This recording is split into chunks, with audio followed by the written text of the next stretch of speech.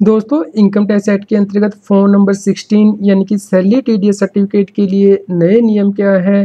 Financial year 24-25 यानी कि assessment year 25-26 के लिए इस फॉर्म को आपको कैसे डाउनलोड करना होता है और कौन सी चीज़ें आपको इसमें चेक करनी है ताकि आप इनकम टैक्स की सही रिटर्न फाइल कर पाएँ, इसके बारे में इस वीडियो में डिस्कशन करेंगे।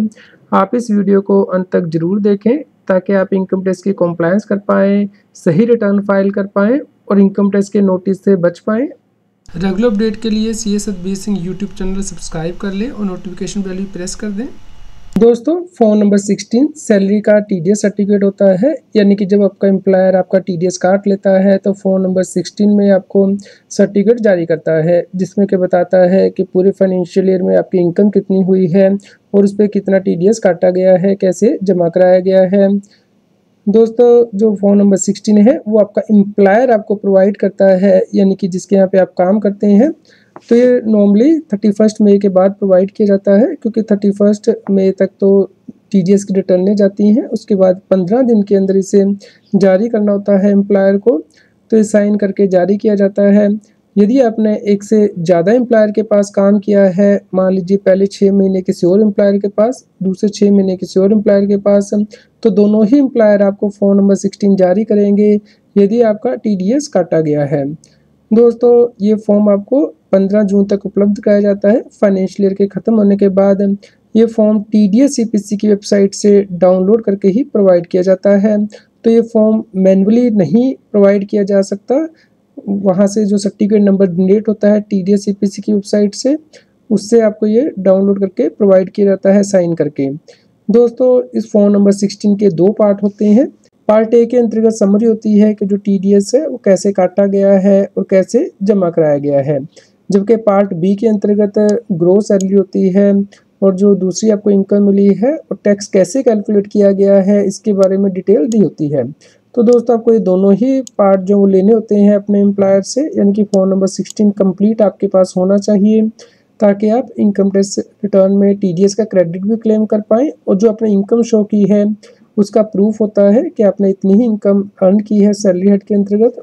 जैसे कि आप देख सकते हैं दोस्तों, ये फॉर्म नंबर 16 जो कि टीडीएस सीपीसी की वेबसाइट से डाउनलोड करके जारी किया जाता है, जैसा कि आप यहाँ पे देख सकते हैं। यहाँ पे सबसे ऊपर सर्टिफिकेट नंबर होता है। तो ये फॉर्म मैन्युअली जो है वो नहीं इशू किया जा सकता, क्योंकि ज़्यादातर गवर्नमेंट डिपार्टमेंट में देखा गया है कि वो मैन्युअली ये फॉर्म जारी कर देते हैं, जबकि ऐसा नहीं किया जा सकता। ये फॉर्म टीडीएस सीपीसी की वेबसाइट से ही डाउनलोड करके जारी किया जाएगा। तो ये प्रूफ रहता है कि आपका जो टीडीएस है वो गवर्नमेंट को जमा करा दिया गया है और आपके 26 ईयर्स में रिफ्लेक्ट हो जाता है, जिसे कि आप चेक भी कर सकते हैं।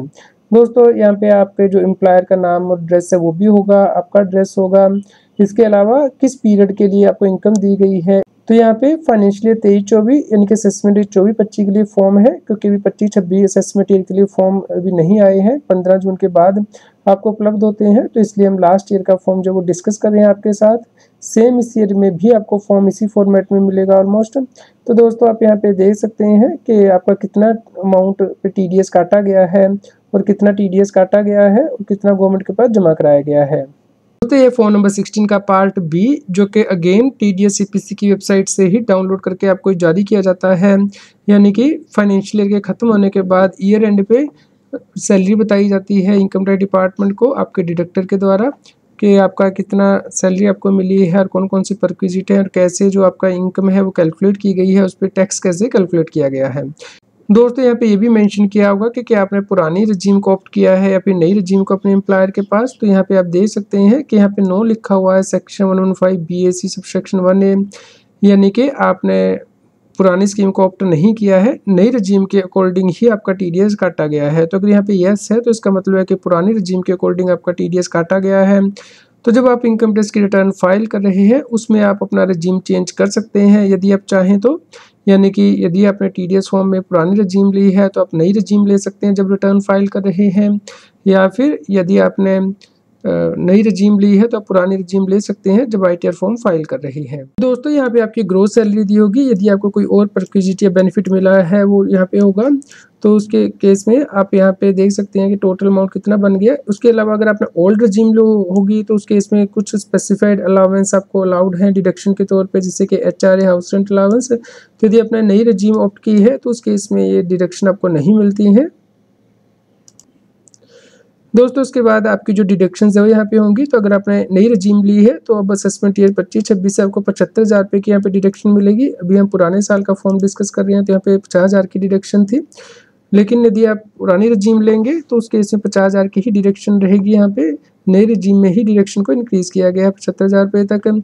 तो इस प्रकार जो income chargeable under that salary है वो आ गई है। दोस्तों आप अपने एम्प्लॉयर के पास कोई और इनकम भी ऑफर कर सकते हैं टैक्स के लिए, जैसे कि यहाँ पे अदर सोर्स के अंतर्गत इनकम ऑफर की गई है। तो इस प्रकार ग्रॉस टोटल इनकम आ गई है। अब इसमें से जो डिडक्शंस है वो आप क्लेम कर सकते हैं अपने एम्प्लॉयर के पास, जैसे कि LIC टैक्स ट्रैक यदि आप ओल्ड रजीम चूज़ करते हैं। यदि आप नई रजीम चूज़ करते हैं तो ये डिडक्शन आपको नहीं मिलती हैं, सिर्फ NPS की डिडक्शन मिलती है, यानी कि जो एम्प्लॉयर के द्वारा कॉन्ट्रीब्यूशन किया गया है नेशनल पेंशन स्कीम में maximum up to 14% of the salary, वो नई रजीम में डिडक्शन मिलती है।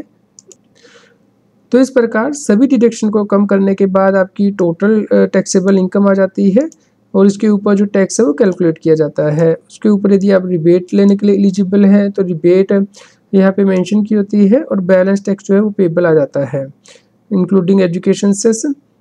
तो दोस्तों जो नेट टैक्स पेबल यहाँ पे आया है इसके इक्विवेलेंट आपका TDS काटा जाता है या फिर इससे ज़्यादा। तो आप देख सकते हैं अपने TDS सर्टिफिकेट के पार्ट A के अंतर्गत कितना TDS आपका कटा होता है। दोस्तों आप यहाँ पे देख सकते हैं फॉर्म नंबर 16 के पार्ट A के अंतर्गत जो TDS डिडक्ट किया गया है वो उतना ही है जो कि हमने अभी कैलकुलेट किया था 7,60,269, और इतना ही TDS जो है आगे गवर्नमेंट को जमा भी करा दिया गया है। तो आपको ये इंश्योर करना है कि जितना TDS आपका बनता था उतना काट लिया गया है और आगे गवर्नमेंट को जमा हो गया है। तो अब आपको चेक करना है कि क्या आपके इनकम टैक्स के पोर्टल पर ये रिफ्लेक्ट हो गया है या नहीं। दोस्तों आपके एम्प्लॉयर ने आपका TDS जमा कराया है नहीं, इसके लिए आपको इनकम टैक्स के पोर्टल पे लॉगिन करना है। तो ये इनकम टैक्स की वेबसाइट है, यहाँ पे देखिए जो ये लॉगिन का बटन दिया गया है यहाँ पे आपको लॉगिन पे जाके प्रेस करना है और उसके बाद लॉगिन करना है। तो E-फाइल में जाएंगे आप, उसके बाद इनकम टैक्स रिटर्न फॉर्म में जाएंगे। तो यहाँ पे देखिए व्यू फॉर्म 26AS, इस पर आपको क्लिक करना होता है। तो जैसे ही आप क्लिक करेंगे इस प्रकार से आपको TDS CPC की वेबसाइट पे रीडायरेक्ट किया जाएगा। आपको यहाँ पे आई एग्री पे प्रेस करना है, प्रोसीड करना है।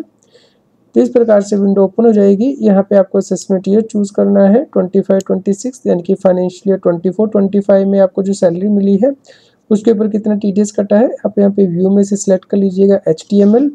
तो उसके बाद इस प्रकार से आपको स्क्रीन दिखाई देगी। तो दोस्तों अभी आप देख सकते हैं कि फाइनेंशियल 24-25 में सिर्फ दिसंबर तक की एंट्रियाँ ही यहाँ पे अपडेट हुई है, क्योंकि 31 मई के बाद ही जनवरी से लेकर मार्च तक की एंट्री अपडेट होंगी। तो इस प्रकार पूरे साल में आपको जो सैलरी दी गई है उस पर जो TDS काटा गया है उसकी डिटेल यहाँ पे आ जाएगी। तो दोस्तों आपको ये सैलरी नहीं फिल करनी है अपने ITR में, यानी कि इनकम टैक्स रिटर्न फॉर्म में। आपको जो फॉर्म नंबर 16 के अकॉर्डिंग ग्रोस सैलरी दी गई है वो फिल करनी होती है। तो इसलिए आपको फॉर्म 16 का इंतजार करना है, वो मिलने के बाद ही आपको अपनी इनकम टैक्स की रिटर्न फाइल करनी होती है। तो आपका फॉर्म नंबर 16 तो आपके एम्प्लॉयर के द्वारा ही जारी किया जाता है, लेकिन आप उसे इनकम टैक्स की वेबसाइट पे देख भी सकते हैं प्रोविजनल TDS सर्टिफिकेट। इसके लिए आप यहाँ 26S में ही जाते हैं, व्यू फॉर्म 26S कैटेगरी पे क्लिक करते हैं। तो यहाँ पे जो ऑप्शन दी गई है प्रोविजनल TDS सर्टिफिकेट, ये यहाँ पे आपको प्रेस करना होता है।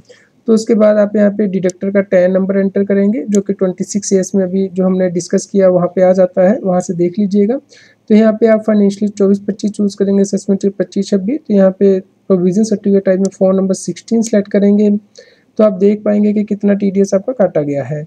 लेकिन दोस्तों यहाँ पे पार्ट A ही आता है, पार्ट B नहीं आता है। तो पार्ट B जिसमें कि सैलरी की डिटेल होती है, कितनी सैलरी आपको दी गई है, उसमें से कितनी डिडक्शन दी गई है, अलाउंस दिए गए हैं, उसके लिए आपको अपने एम्प्लॉयर को ही कॉन्टैक्ट करना है। वही TDS CPC की वेबसाइट से TDS सर्टिफिकेट डाउनलोड करके आपको जारी करता है।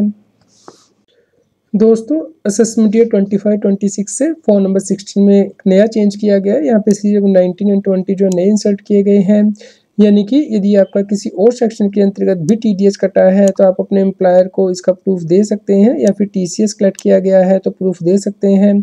तो जो भी आपका टैक्स पेबल आता है उसमें से उसे एडजस्ट किया जाएगा और बैलेंस अमाउंट ही आपका TDS के तौर पे काटा जाएगा। जैसे कि आपने कोई कार खरीदी है 10 लाख रुपए से ज़्यादा की, तो आपका TCS कलेक्ट कर लिया जाता है। तो आप अपने एम्प्लॉयर को फॉर्म सबमिट कर सकते हैं कि आपका TCS कटा है, तो जो सैलरी का TDS बना है उसमें से उसे एडजस्ट करके बैलेंस अमाउंट ही TDS का काटा जाता है।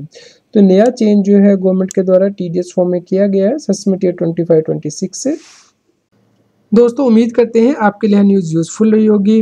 दोस्तों आपको इनकम टैक्स की रिटर्न फाइलिंग 10 जून के बाद ही स्टार्ट करनी है, क्योंकि तब तक ही आपका 26 AS अपडेट होता है या AIS अपडेट होता है। तो जैसे ही दोस्तों इनकम टैक्स के रिटर्न फॉर्म आ जाएंगे उसके बारे में भी हम आपको इन्फॉर्म करेंगे। तो तब तक हमारे चैनल को सब्सक्राइब कर लें और रेगुलर अपडेट के लिए हमारे व्हाट्सएप चैनल को भी सब्सक्राइब कर लें। QR कोड स्क्रीन पे भी दिया गया है, लिंक कमेंट में पिन किया गया है, ताकि आपको इनकम टैक्स के रेगुलर अपडेट आपके मोबाइल पे ही मिलते रहें।